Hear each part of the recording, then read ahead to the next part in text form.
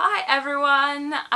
So I know it's been ages since I filmed a video, but I think I'm back now. Fingers crossed I can upload at least one video per week.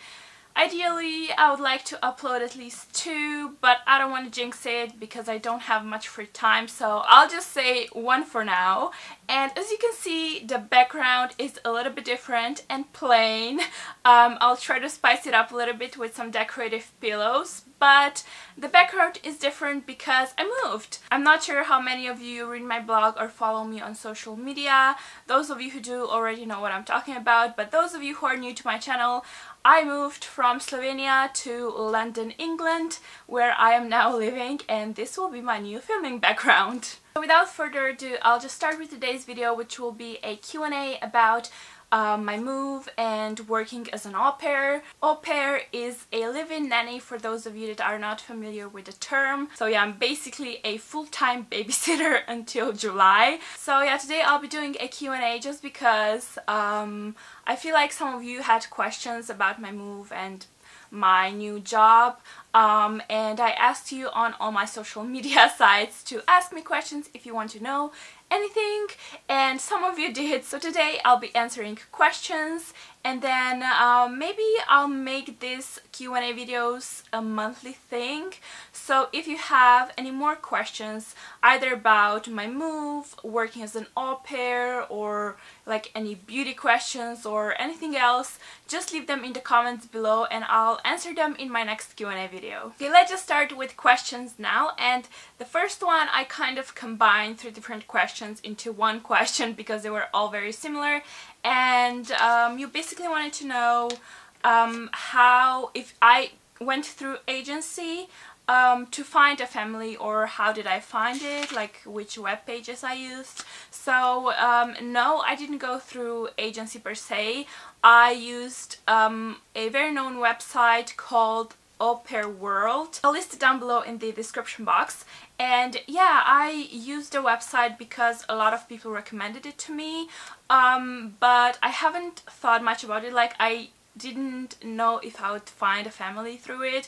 I just kind of tried my luck before I went on holiday, and while I was on holiday a family contacted me. Several families contacted me, but I wasn't interested in most of them because they didn't live in London, and my main goal was to live in the London area. So when I was contacted by a Slovenian family who actually live in the London area, I got really excited and they invited me for an interview. When I returned back from the holiday, I went for an interview. I actually saw the au pair mom in person and talked to her, which I think was great because Skype interviews, I mean, they can be okay, but they can also not be okay because you never know, you know. And yeah, I also like that the family is Slovenian because we come from the same culture and it's a small country, and we ended up realizing we have the same acquaintances, so you know, it was a little bit easier for me in that way. But yeah, I used Au Pair World. You just sign up to that website, put up your picture, fill out your profile, write something about yourself, down what you're looking for in your au pair family, and the families do the same, so you can kind of find each other and figure out if you're suitable for each other. Next question is, how did you gather up the courage to go to London to work as an au pair? You know what, I really have no idea. I just went. Like, I didn't really think about it much. I've always wanted to live in London. I wanted to live here ever since I was 12 years old, and I've been planning to kind of move for about a year, but I wasn't sure like how to do it. At first I thought I would book a hotel for a few weeks and try to find a job and try to find an apartment and roommates, but the whole thing was kind of stressing me out and it seemed impossible, and London rents are really high, so if I wouldn't be able to find a good job, you know, it would all be for nothing. So I started considering to come here as an au pair, because as an au pair you are staying with the family for free. You don't have to worry about paying rent and other expenses. So yeah, that was a huge I guess, part of why I decided to come here to work as an au pair. And as I have said, I think, I don't know, I'm working as an au pair until July, and then in May/June I'll probably start looking for like proper apartments and hopefully a proper job for myself so that I can stay here and finally start a normal life here in the UK. So yeah, that's kind of the plan, and that's why I went as an au pair. The next question is, how is life and everything in London? Life is okay. I mean, I love London, I love England. I enjoy living here. The au pair situation can be very stressful. So yeah, I've had quite a few very bad days, and I experienced panic attacks and stuff like that because of, you know, children's tantrums and stuff like that. But overall it's going fine. Moving on, someone wants to know how my day looks like and what are my responsibilities, or I guess tasks. I work from Monday to Friday. My weekends are off, which is when I usually go to central London and just have fun and hang out with friends and stuff.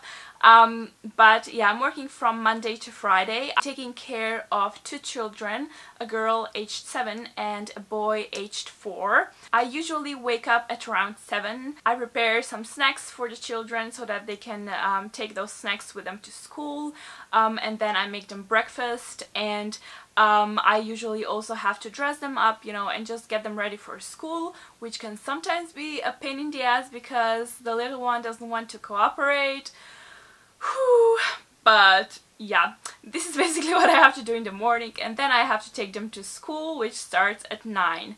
From 9 to 3 p.m. I have my free time, but that doesn't really mean that I'm free for 6 hours. Sometimes I have to iron clothes, tidy up, you know, the kitchen, or cook something for the children, so it depends from day to day. Then at around 3 I go to their school to pick them up, and I usually bring them home and, you know, give them lunch and play with them and do homeworks with them and just, I don't know, look after them until their parents come home, which is at about 7 or 7:30 p.m. And sometimes I also have to take them to play dates. Sometimes they have play dates in like our house. It means that I have to look after even more children. Sometimes I have to take the older one to some piano classes or stuff like that. I'm basically being a stay-at-home mom or something like that. I don't know, it's just crazy. And yeah, that's pretty much it. And then sometimes in the nighttime I also have to do some babysitting if the parents go out. And I'll also start doing some babysitting for other families who live nearby to earn some extra money. I think my first babysitting job is on Saturdays. Saturday is my day off usually, but yeah, I'm planning to go up to central London on Saturday, and then in the evening from 8 p.m. till 1 a.m. I think I'll be babysitting, so yay. Now, I'm not sure if I understand the next question. It basically says, what are some fun things that are interested in England than back in Slovenia? So I'm just gonna answer this in a very general way. Things that I noticed that I find kind of weird is that here in England they have a washing machine in the kitchen.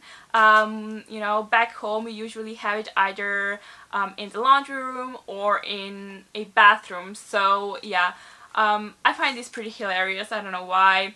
And I also find it really weird how they deliver mail here. They have this slot in the door, and when a postman comes, he throws all the mail through that slot. And sometimes if I'm like in the dining room when the mail arrives through the door, I get a heart attack. I don't know, I find it really strange when the mail just starts popping through the door. It's just, like, I'm not scared of it, but it, like, I don't know, I can't explain it. It's just weird, and it makes me jump every time. Then another question is, how did you decide which makeup to take with you? Was that a hard task for you to do, considering the fact that makeup means so much to you? Oh god, well, I mean, you know what, like makeup maybe doesn't mean as much to me as some people think. Of course I love it, I'm a makeup artist, I'm a beauty blogger, I love makeup, I love wearing makeup, I love doing makeup on other people, I love trying out new products, but for the most part I'm actually not wearing any makeup at all. During the week when I work now as an au pair, my face is usually makeup free because I just don't have time to put it on. I think I didn't find it as hard as I thought it would be, but I do have to admit that I was a little bit sad leaving all that makeup behind because I've been building up my collection for so many years now, and I really like all the makeup that I have, or most makeup that I have. And you know, yeah, it is sad to see it go to waste now. I mean, my sister will obviously be using it, but still, like, there's a lot of makeup that won't be used ever again, I think. But yeah, basically the makeup I took with me is the makeup that I use all the time, and the makeup that I really love. So that's how I made the selection. I'm going home in December for the holidays, and I'm planning to bring more makeup here because currently I focused on more autumn-winter shades, especially when it comes to lipsticks and stuff. And when I go back in December, I'll probably take my spring-summer makeup with me as well. But at the end of the day, I am living in England now, and they have so many amazing brands over here, and if I want something, I'm just gonna buy it, you know. I mean, I'm currently kind of broke, so I'm trying not to spend money on makeup, but if I want something, I'm just gonna get it, and I feel like it's fine. I don't know. Next question is, do you already miss your family? Yes, of course I miss my family. I mean, who doesn't? Everyone, I think, who moves to another country misses their family, because for the past 22 years I've been living at home pretty much, and I've been seeing them every day, and now I just don't. But it's not too bad, like I'm not homesick or anything like that. I talk to them all the time on Skype, on Viber, on Facebook. But one thing that I really miss is my dog Benji, because, you know, I can't really pet him over the camera or talk to him. So yeah, I do miss Benji a lot. And I also miss being at home. I'm not sure if this makes sense, but you know, like living in someone else's house can be like a little bit uncomfortable. You can never be 100% relaxed. I miss my own space. I miss my old routines. I miss, I don't know, going down to the living room in my pajamas at 10 p.m. and turn on a movie that I want to watch. I miss cooking food that I cooked back at home, you know? Things like that. Pretty much missing my home and my space. So yeah, I really hope I can find my own place here in London at some point, so that I can go back to, I don't know, being normal in my own space. The next question is, do you have problems with getting used to new daily routines, and what was the biggest change? I don't know, I'm a pretty adaptable person. I don't think I had many problems when it comes to that, but the biggest change is definitely taking care of the children and trying to get them to listen to me. So yeah, that was quite a big change. And of course the fact that I'm living with strangers pretty much. So yeah, that was a bit hard, but when it comes to daily routines, I'm like fine. Then the next question is from my sister, and she says, what have you bought me already? Katya, I'm sorry to disappoint you, but I haven't bought you anything yet, because I haven't really been buying stuff for myself either, because I'm broke. I only bought myself a winter coat because I was really cold, because I didn't have a coat with me. And I also bought myself a bag because I fell in love with it, and I'll probably show it to you in one of my upcoming haul videos. And I also bought some essential, like beauty essential from Boots, like dry shampoo and body wash and stuff like that. Nothing interesting, but yeah, I haven't really been doing a lot of shopping because, like I said, I don't earn a lot of money, and I try to save it a little bit for like the train and stuff, so that I can go up to central London during the weekends. And I'll probably do the majority of the shopping for you, Katya, in December time, because I'm planning to buy you tons of cute Christmas gifts. this. Okay, now the last question is, what's the best and worst part about your new life in London? Any advice for people who also want to make the big move but are terrified to actually do it? The best part about my life in London is that I actually live in London, which is my favorite city in the world, and that I have all these amazing shops around me and all these people I've always wanted to meet, and just, yeah, I just really like London. I love the lifestyle, I love that there's always something going on, everything looks pretty, well, pretty much everything looks pretty, and yeah, I really like that. What is the worst part about your new life in London? Well, definitely dealing with children's tantrums would be the worst part. Oh, and the fact that the internet is not working great in my room, which is making the whole blogging YouTube situation really hard. Yeah, that is another thing I don't like about my new life in London. Oh, and when it comes to advice, I don't know, I would say just do it. Like, don't think about it and just do it. If you can go or want to go as an au pair. I feel like this is easier than just, you know, come to London and look for a job and an apartment. But if you want to do that, maybe book a hotel room for a few weeks and start sending out resumes and start looking for jobs and go on apartment tours and stuff like that. Yeah, I don't know, like, I don't really have any major advice for you because yeah, I just went. I feel like sometimes it's better to not overthink stuff, because then you can get really stressed out, and you don't want that when you move to another country. Okay, so these were all the questions. I also got another one asking me what my favorite Slovenian blogs are, but I decided to make this Q&A video just about my move and working as an au pair because all the other questions were about that. So I'll save that question until next time and answer it in my next Q&A video. Like I said, if you have any more questions, any other random beauty, anything, you can ask me anything.